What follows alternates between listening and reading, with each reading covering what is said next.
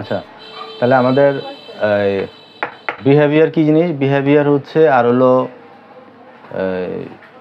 তোমার seeking behaviour, আর হলো sensory behaviour, আর হলো নর্মাল বিহেভিয়ার। মানে পার্থক্যটা কি?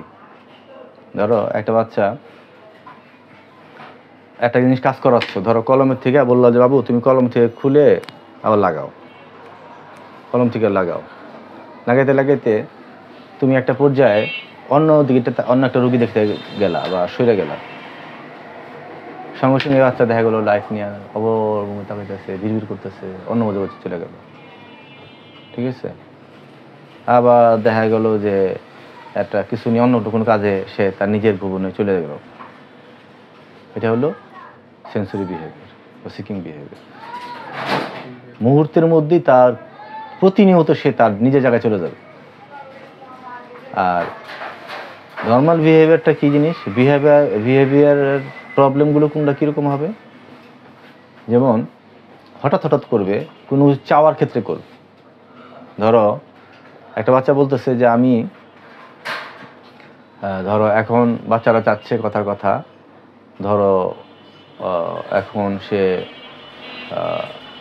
চামচ দিয়ে প্লেটের মধ্যে খেলে এরকম বাড়ি দিয়ে খেলবে, কিন্তু এখন নামাজের টাইম, মাগরিবের টাইম, সবাই নামাজ পড়বে, কিন্তু সেইটাই চাচ্ছে। যখনই তুমি দিচ্ছ না তখনই শুয়ে পড়ে সে একেবারে সুদ ছেড়ে দিবে আর পা ছোটাছুটি করবে, চিল্লাচিল্লি করবে। যখনই তুমি দিয়ে দিলা তখনই তার থামবে।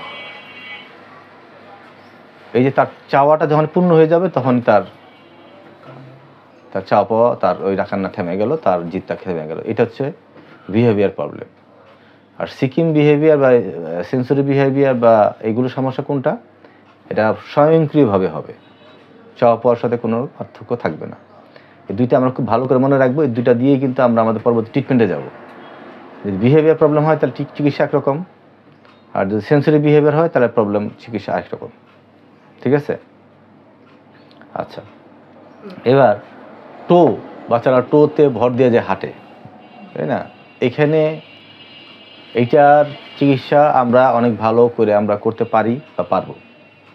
সে যে আমরা যদি বুড়ো আঙ্গুলে ভর দিয়ে যে বাচ্চাটা হাঁটে, তাহলে আমাদের মনে রাখতে হবে যে আমাদের calf muscle tight, hamstring tight, quadriceps weak, peroneus longus brevis weak, core muscle weak, abdominal muscle tight.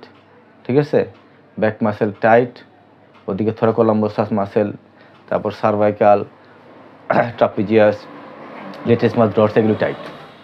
এগুলো অল ওভার আমাদের স্ট্রেচ করতে হবে বিভিন্ন রকম টুইস্টিং মুভমেন্টের মাধ্যমে। প্রত্যেকটা মাসেল আমাদের কী করতে হবে? আমাদের টাইট করতে হবে, এবং কখনো ভিসারাল ম্যানিপুলেশন করতে হবে, হিজামা করতে হবে।